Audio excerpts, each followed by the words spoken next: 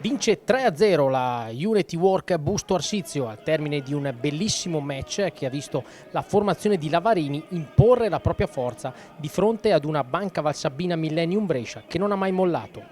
Mazzola schiera Bechis in diagonale con Mingardi, Rivero e De Gradi in posto 4, Beltman e Spiccia al centro con Francesca Parlangeli come libero. Coach Lavarini schiera Orro in diagonale con Löw, Gennari ed Herboz in posto 4, Washington e Bonifacio al centro, con Leonardi nel ruolo di libero. Partono forte le farfalle bustocche e con Herboz vanno 5-1. Washington fa 9-5, ma un muro di Mingardi riporta a -2 Brescia sul 12-10.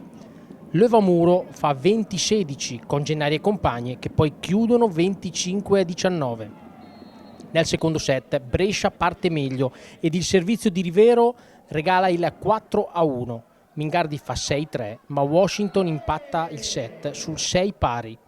Un ace di Gennari fa 12-8 ed un gioiello di Herboz regala il 17-6 in un set chiuso agevolmente 25-19. Un ace di Gennari fa 12-8 ed un gioiello di Herboz regala il 17-6 in un set chiuso agevolmente 25-19. Il terzo set è molto equilibrato, con Brescia che risponde colpo su colpo. Equilibrio spezzato da un muro di Herboz sul 25-19, set poi conclusosi 25-20.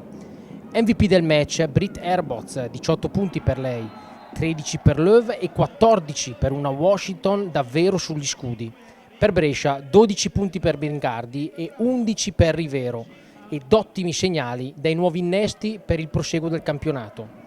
Ora ci si tuffa nella Coppa Italia con la formazione Bustocca che affronterà nei quarti di finale il Bisonte Firenze. Per Brescia, invece, alla ripresa del campionato ci sarà l'importante trasferta con la Bosca San Bernardo Cuneo.